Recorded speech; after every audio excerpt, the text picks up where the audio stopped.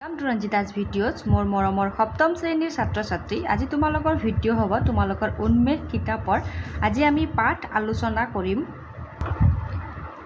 পাঠ 5 ভলুকা আৰু ভতুৱা পাঠত দিয়া ক্ৰিয়াকলাপত দিয়া আটাইবোৰ প্ৰশ্নৰ উত্তৰ আলোচনা কৰিম মৰমৰ ছাত্ৰ ছাত্ৰী প্ৰশ্নৰ উত্তৰবোৰ মই আগৰ দৰে লিখিয়ে আনিছো ক্ৰিয়াকলাপ পাঠ ভিত্তিক প্ৰশ্ন দিয়া হৈছে 1 নং তলত দিয়া প্ৰশ্নকেইটাৰ উত্তৰ লিখা ক ভলুকা আৰু ভতুৱা কোন আছিল প্ৰশ্নবোৰৰ উত্তৰ লিখি আনিছো মই তোমালোকক মাতি শুনাম এবাৰ প্ৰশ্নৰ উত্তৰবোৰ চাই লম কৰ উত্তৰত লিখিবা ভলুকা আৰু ভতুৱা আছিল গাঁৱৰ দুটা ঢেকুৰা কুকুৰ ভলুকা গাঁৱৰ ইটো মূৰৰ ধুবাৰ ঘৰত আৰু ভতুৱা গাঁৱৰ সিটো মূৰৰ নাট্যশালাৰ চোতালত আছিল খ প্ৰশ্ন তোমালোকে কিতাপত চাবা প্ৰশ্নবোৰ তোমালোকে নিজৰ কিতাপত চাবা আৰু যেতিয়া ভিডিঅ' চাবলৈ বহা নিজৰ কিতাপ লৈ বহিবা খ প্ৰশ্ন মথাউৰি চিঙুতে উপমাৰ আইতাকহঁতৰ পৰিয়ালটো ক'ত আছিল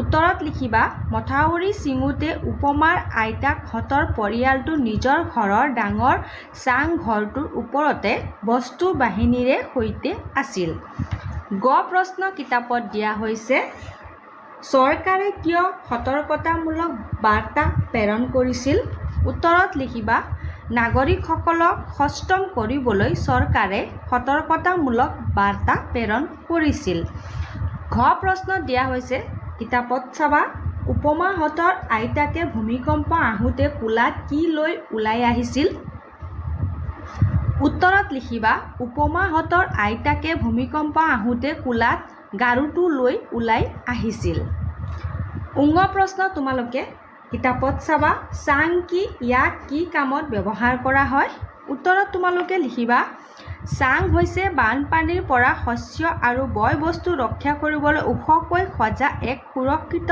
স্থান বা ঘৰ আৰু এটা প্ৰশ্ন দিয়া হৈছে ইয়াক কি কামত ব্যৱহাৰ কৰা হয় উত্তৰত লিখিবা তোমালোকে ইয়াক আগতে বানপানীৰ পৰা শস্য ৰক্ষা কৰিবলৈ ব্যৱহাৰ কৰা হৈছিল এই চাঙত বাৰিষাৰ আগে আগে মানুহে ধান মাহ আদি শস্য তুলি দিছিল প্ৰথম প্ৰশ্ন কৃত্ৰিম বানপানীৰ সৃষ্টি হোৱাৰ কাৰণ কি উত্তৰ তোমালোকে লিখিবা কৃত্ৰিম বানপানীৰ সৃষ্টি হোৱাৰ কাৰণ হ'ল বুলি কিতাপতে মই উত্তৰ তোমালোকক দেখাই দিম ঠিক আছে কিতাপত ধুনীয়াকৈ দিয়া হৈছে উত্তৰ চোৱা ইয়াত চোৱা প্ৰথম বুলি লিখিছোঁ তাৰ এটা কাৰণ হ'ল মানে কাৰণ হ'ল বুলিতো আমি ইয়াত লিখিছোঁ হয়নে দেখাইছিলোঁ তোমালোকক কাৰণ হ'ল বুলি লিখি মানুহে ইয়াত বন্ধ কৰেলৈকে লিখিবা ঠিক আছে মই আণ্ডাৰলাইন কৰি থৈয়ে দিছোঁ খৰ উত্তৰ চোৱা ইয়াতে আস্তানি থৈছোঁ মই উঙৰ উত্তৰ চোৱা আৰু দ্বিতীয় উত্তৰ কৰ উত্তৰ মই তোমালোকক দেখাই দি আছোঁ চোৱা কৰ উত্তৰ ইয়াতে আছে ঘৰ উত্তৰ ইয়াত আছে চোৱা আইতাকৰ কোলাত গাৰুটো হয়নে গাৰুটো কি বুলি ভাবিছিলে মানে আইতাকে ৰূপক বুলি ভাবিছিলে প্ৰশ্নত যদি আহে ৰূপক বুলি ভাবিছিলে বুলি উত্তৰ তোমালোকে লিখিবা এতিয়া আমি আলোচনা কৰিম প্ৰশ্ন চোৱা দ্বিতীয় প্ৰশ্ন গাঁৱৰ মানুহবোৰে ঘাইপথৰ দাঁতিত তম্বু তৰি কিয় থাকিবলগীয়া হৈছিল তোমালোকে উত্তৰত লিখিবা মথাউৰি ছিঙি হঠাতে অহা বানপানীয়ে গাঁওবোৰ বুৰাই পেলোৱাৰ বাবে আৰু মানুহৰ ঘৰ দুৱাৰ খেতি বাৰী নষ্ট হোৱাৰ বাবে নিজৰ জীৱন আৰু সা সম্পত্তি ৰক্ষা কৰিবলৈ গাঁৱৰ মানুহবোৰে ঘাইপথৰ দাঁতিত তম্বু তৰি থাকিবলগীয়া হৈছিল এতিয়া আমি আলোচনা কৰিম 2 নং প্ৰশ্নবোৰত কি দিয়া হৈছে উত্তৰবোৰ আলোচনা কৰিম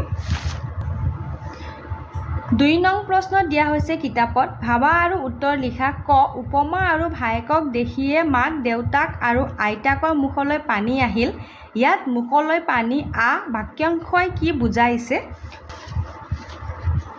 উত্তৰ চোৱা তোমালোকে এনেকৈ লিখিবা ইয়াত মুখলৈ পানী বাক্যাংশই ভয় বা শংকা আঁতৰি যোৱাৰ পিছত শান্তি পোৱা বুজাইছে ঠিক আছে ইয়াৰে পৰা তোমালোকে চাই লিখিবা খ প্ৰশ্ন তোমালোকক দিয়া হৈছে দুৰ্যোগ আহিলে বাঘে চাগে একেটা ঘাটতে পানী খায় ইয়াত বাঘে চাগে একেটা ঘাটতে পানী খায় কথাখিনিয়ে কি বুজাইছে উত্তৰত তোমালোকে লিখিবা ইয়াত উত্তৰত লিখিবা ইয়াত বাগে চাগে একেটা ঘাটতে পানী খাই কথাখিনিয়ে বিপদ বা দুৰ্যোগৰ সময়ত শত্ৰু মিত্ৰ সকলোৱে নিজৰ শত্ৰুতা পাহৰি একেলগে আশ্ৰয় ল'বলৈ বা সহায় বিচাৰিবলৈ বাধ্য হয়। গ প্ৰশ্ন তোমালোকে চোৱা দুয়োৰে মাজত আছিল অহিনকুল সম্বন্ধ। ইয়াত অহিনকুল সম্বন্ধই কেনেকুৱা সম্বন্ধৰ কথা সূচাইছে? উত্তৰত লিখিবা ইয়াত অহিনকুল সম্বন্ধ মানে হৈছে ঘোৰ শত্ৰুতা বা চিৰবৈৰী ভাৱ। ইয়াত ভলুকা আৰু ভতুৱা নামৰ কুকুৰ দুটাৰ মাজত থকা সীমাহীন কাজিয়া বা শত্ৰুতাক সূচাইছে। এতিয়া আমি আলোচনা কৰিম। প্ৰশ্নত দিয়া হৈছে দলত আলোচনা কৰি কোৱা আৰু লিখা। ক কৃত্ৰিম বানপানীৰ ফলত মানুহৰ কি কি অসুবিধা হ'ব পাৰে? উত্তৰত তোমালোকে লিখিবা কৃত্ৰিম বানপানীৰ ফলত ৰাস্তা ঘাট পানীত বুৰ যায়, যাতায়াতত বাধাৰ সৃষ্টি হয়, মানুহৰ ঘৰৰ ভিতৰত পানী সোমায় আৰু ধন জনৰ যথেষ্ট ক্ষতি হয়। খ প্ৰশ্ন প্ৰাকৃতিক বানপানীৰ ফলত গ্ৰাম্যাঞ্চলত কি কি ক্ষতি হয়? উত্তৰত তোমালোকে লিখিবা প্ৰাকৃতিক বানপানীৰ ফলত গ্ৰাম্যাঞ্চলত মানুহৰ ঘৰ দুৱাৰ ভাঙে, খেতি বাৰী আৰু শস্য সমূলি নষ্ট হয় আৰু পোহনীয়া জীৱ জন্তুৰো বিস্তৰ ক্ষতি সাধন হয়। গ প্ৰশ্ন পাঠত উল্লেখ থকা কাৰণ দুটাৰ উপৰি আৰু আন কি কি কাৰণত কৃত্ৰিম বানপানী হ'ব পাৰে? উত্তৰত লিখিবা পাঠত উল্লেখ থকা কাৰণৰ উপৰি অপৰিকল্পিত নগৰীকৰণ, পানী ওলাই যাবলৈ সঠিক নলাৰ অভাৱ আৰু জলাশয়সমূহ পুতি পেলোৱাৰ ফলতো কৃত্ৰিম বানপানী হ'ব পাৰে।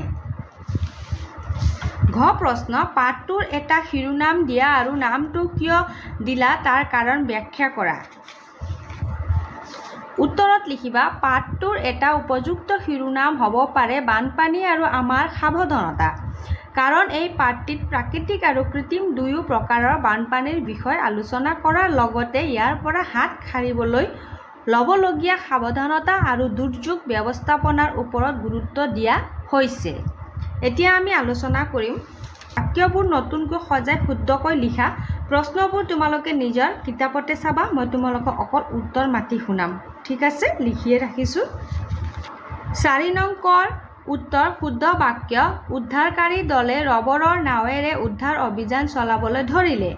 খ উত্তৰত লিখিবা শুদ্ধ বাক্য দুয়োকে দেখিয়ে মাক দেউতাক আৰু আইতাকৰ মুখলৈ পানী আহিল। গ উত্তৰ শুদ্ধ বাক্য ৰাতি অলপ পঢ়া শুনা কৰিব লাগিব নহয়।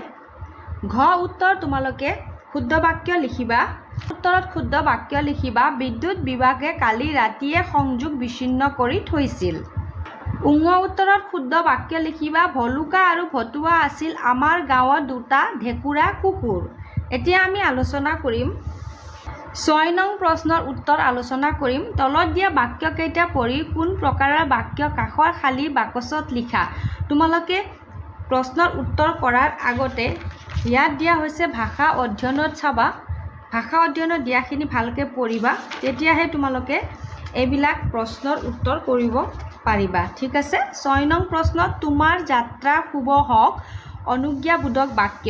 তুমি কেতিয়া আহিবা প্ৰশ্নবোধক বাক্য। ৰাতিপুৱা পূব ফালে বেলি ওলাই বৰ্ণনামূলক বাক্য। সকলো সুখেৰে থাকা অনুজ্ঞাবোধক বাক্য। ৰাতিপুৱা সোনকালে উঠিবা অনুজ্ঞাবোধক বাক্য। তুমি অংককেইটা কৰিলানে প্ৰশ্নবোধক বাক্য। কিতাপখন খৰচি মাৰি পঢ়া অনুজ্ঞাবোধক বাক্য। বৰ দুখ পালোঁ ভাৱবোধক বাক্য। পঢ়াৰ সময়ত আমি খেলা ধূলা নকৰোঁ বৰ্ণনামূলক বাক্য। বৰ আনন্দ পালোঁ ভাৱবোধক বাক্য। ইয়াৰে পৰা চাই লিখিবা। মই ৰঙা কলম ব্যৱহাৰ কৰিছোঁ যাতে তোমালোকে বুজি পাবা বুলি। এতিয়া 7 নং প্ৰশ্নত দিয়া প্ৰশ্নবোৰৰ উত্তৰ আলোচনা কৰিম।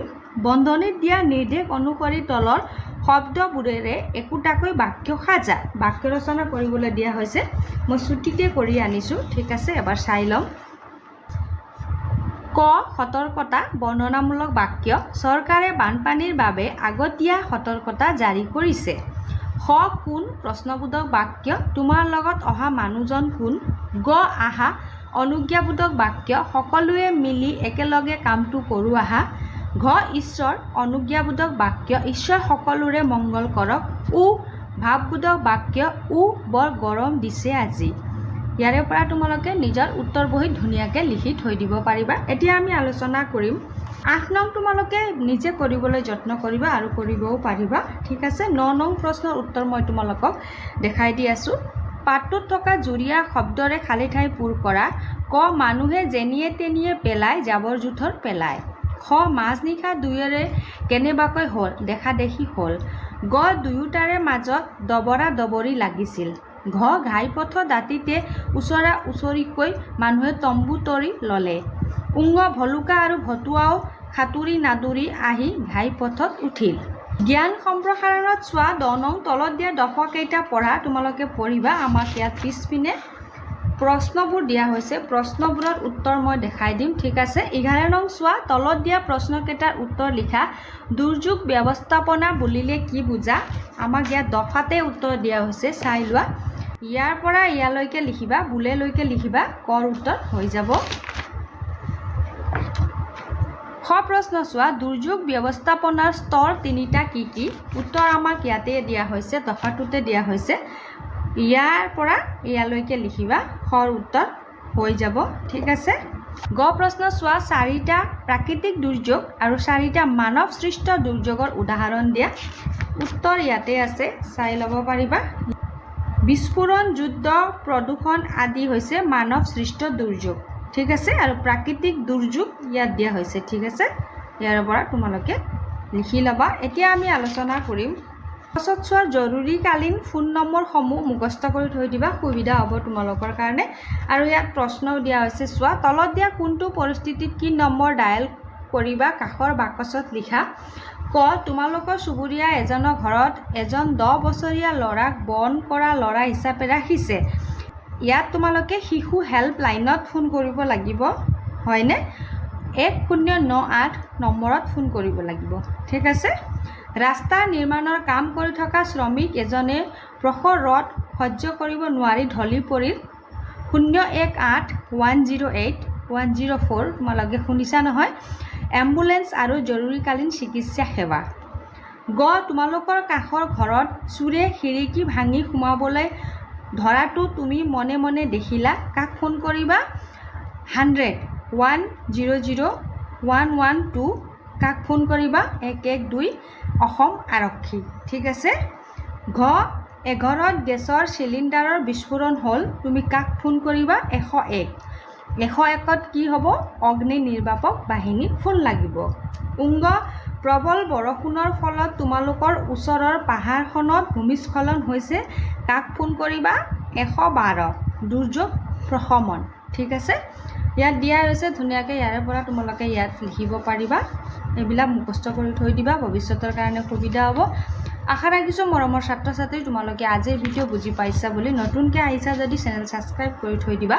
আকৌ লগ পাম আমি নতুন ভিডিঅ' পাৰ্ট 6। ঠিক আছে, পাৰ্ট 6ৰ আটাইবোৰ প্ৰশ্নৰ উত্তৰবোৰ আলোচনা কৰিম। ছাবস্ক্ৰাইব কৰা চবকে মোৰ ফালৰ পৰা ধন্যবাদ। আকৌ লগ পাম আমি পাৰ্ট নং 6ত।